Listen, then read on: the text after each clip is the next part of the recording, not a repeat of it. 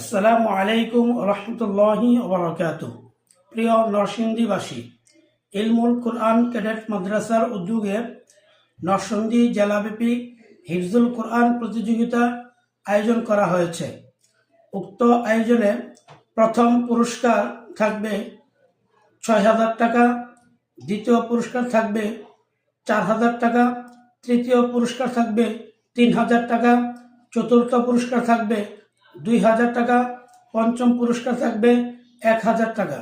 ৬ থেকে ১০ পর্যন্ত আকর্ষণীয় ক্রেস্ট থাকবে এবং প্রথম থেকে পঞ্চম পর্যন্ত যারা পুরস্কার পাবে তাদের উস্তাদদেরকেও সম্মাননা ক্রেস্ট প্রদান করা হবে।